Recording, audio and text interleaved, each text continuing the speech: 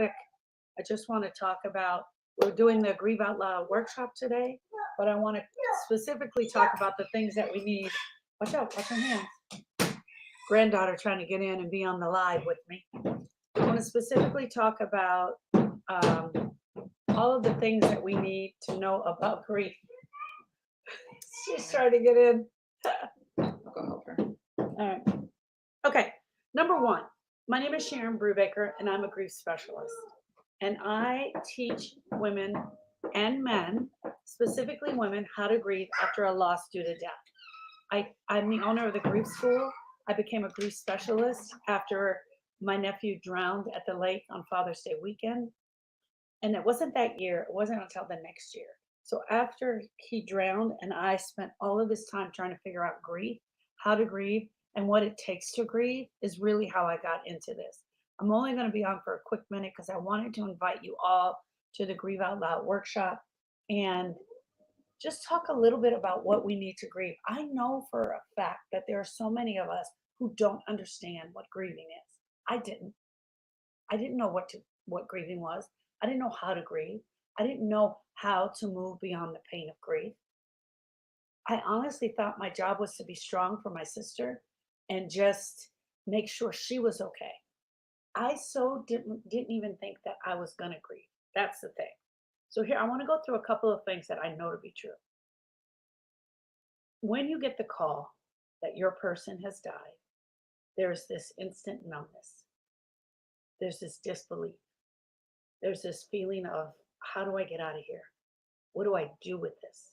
What's my next step? That's number one. The initial phase is it's normal to feel numb during this time. And during this time of numbness, this is just my belief. This is what I felt like. I felt like the numbness was a protection mechanism because you're doing one of the most painful things in your life. You're planning your person's funeral. You're planning the celebration of life. You're making the calls. You're telling your children. If the true effects of what has just happened to you was to absolutely hit your entire body right then and there, you'd probably fall down to the ground into a fetal position. During this time, we're mostly in our brain and the intellect of grief. We're planning the celebration. We're talking to people. We're calling the doctors. We're making the plans. Where people are coming in from out of town. You are crying a little bit, but you're mostly numb at this point. For a lot of us, we can't stop crying. For a lot of us, we're just staring off into space. We're not really talking. We're not really moving. You may be feeling like you're not even hungry. You might not be able to sleep. You might be struggling with all of that. The next thing that happens is that the numbness starts to fade. The numbness will start to fade. And as the numbness starts to go down, the pain starts to increase. Also, what is happening around this time is that most of the family members that came into town for the funeral and the like, they're leaving. They're going out. They're going back to their lives. You're actually really shocked at this time about all the people that are not calling, all the people you thought would be there who are not showing up for you. You may or may not be crying, and either one is okay because tears aren't necessarily a sign of grief. Tears are a way we release the pressure. Tears are a sign of our love. Tears are a sign of our hate. Tears are our anger. Tears are our frustration. But most importantly, right now, you're not sure what to do with these negative emotions. And so you're pulling back and you're holding on to the emotions because you're not used to feeling pain so deeply. It's crucial at this point that the griever starts to talk. They need to talk about what has just happened to them. And oddly enough, the people they need to be talking to, most of the people they need to be talking to, have gone back to their lives because remember, people left.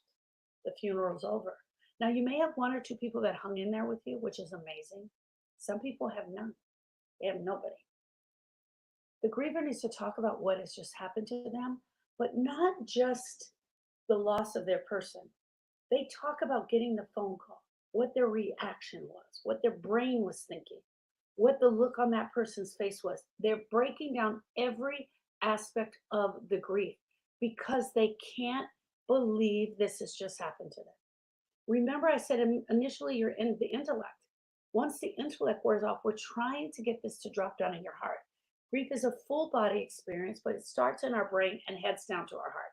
Intellectual grief, emotional grief. Once it gets down to our heart, the talking helps you to start believing and understanding what has just happened to you. The talking helps you to really start to come to terms. So you're crying and you're talking.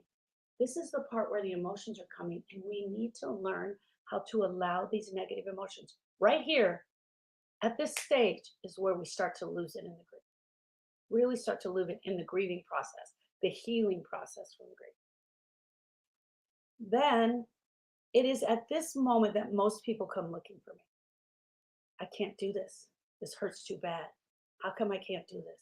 This is so painful. It is right here at this moment that I get most grievers, somewhere around the 4 to 6 months after the loss. Sometimes longer, but here's mostly. And this is where you become the observer of your grief.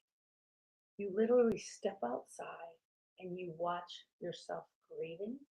You watching yourself grieve. What are you doing? What's working? What's not working?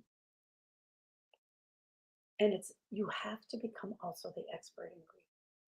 You have to become a grief expert. You have to become, sorry guys, I got a cold.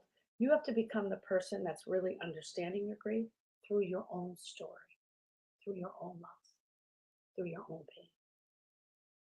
Once you've done that and you've learned how to grieve, how to allow the emotions, how to be the person that's grieving, then the next thing you do is you work on your relationship with your person.